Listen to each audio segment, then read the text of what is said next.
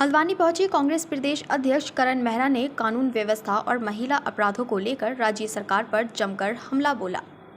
उन्होंने नैनीताल दुग्ध संघ के अध्यक्ष मुकेश बोरा पर रेप का मुकदमा दर्ज होने पर कहा कि अगर विपक्ष विरोध नहीं करता तो 24 घंटे में भी मुकदमा दर्ज नहीं होता। इसके साथ ही सल्ट में भी यही हुआ। नाबालिग बच्ची के दुराचार में फंसे भाजपा मंडल अध्यक्ष के खिलाफ मुकदमा दर्ज करने में 4 दिन लग गए। ऐसे में ये समझा जा सकता है कि राज्य की कानून व्यवस्था किस तरह लचर हो गई है। करण मेहरा ने कहा कि हरिद्वार में दिन दिहाड़े लूट की घटना हुई और इससे स्पष्ट है कि राज्य की कानून व्यवस्था पूरी तरह ध्वस्त हो गई है। महिला सुरक्षा के साथ ही राज्य में कानून व्यवस्था पूरी तरह चरमरा गई है। इसलिए उन्होंने लोगों से भी अपील की है कि निर्भया केस में जो जागृति थी अब वह अचानक गायब हो रही है। जनता को समझने की आवश्यकता है कि आखिर ऐसा क्यों हो रहा है। करण मेहरा ने कहा कि अगर जल्द से जल्द इन आरोपियों की गिरफ्तारी नहीं होगी तो कांग्रेस देश भर में बड़ा आंदोलन करेगी। देखिए, लाल कुआं में अगर पत्रकार सक्रियता नहीं दिखाते और कुछ सामाजिक संगठन और विरोधी पार्टियां सक्रियता नहीं दिखाती तो शायद 24 घंटे में भी ये रिपोर्ट नहीं लिखाई जाती। सल्ट के किस्से में भी आप देखिए, चौथे दिन जाके रिपोर्ट लिखी गई है। जब हम लोगों ने इंटरवीन किया, कांग्रेस के कार्यकर्ता वहां गए, आंदोलन किया, तब उस बच्ची के बारे में रिपोर्ट दर्ज हुई।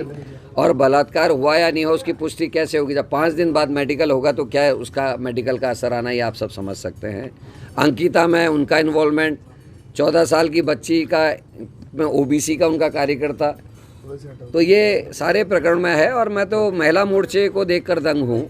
निर्भया के उसमें जगह जगह आंदोलन करने वाली, कैंडल मार्च करने वाली वो महिलाएं उत्तराखंड के मामलों में गायब क्यों हैं? एक चीज़ और मैं आपसे बांटना चाहता हूँ, जो कलकत्ता में केस हुआ उसमें तो सब आंदोलन कर रहे थे और उत्तराखंड की बेटियों के लिए आंदोलन करने वाले कहाँ गायब हो गए? ये समझ से परे है।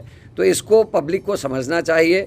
जब कोई शहीद आता है और चुनाव होते हैं तो सैकड़ों लाखों की संख्या में लोग, जब तक सूरज चांद रहेगा तब तक तेरा नाम रहेगा।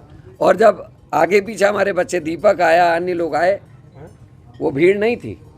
तो ये जो पॉलिटिकल लोग जो लोगों को पपेट की तरह यूज़ करते हैं डमरू बजा के चुनाव के टाइम में, उनसे सतर्क और उनको पहचानने की ज़रूरत है। आज हरिद्वार में बड़ी घटना हुई है डकैती की। हाँ, आज मैं वहाँ कप्तान के घिराव में हम लोग थे और जैसे ही हम लोग निकले उसके बाद अचानक पता चला कि सोना चांदी जो मुख्य बाज़ार में है उसमें डकैती हुई, गोली भी चली।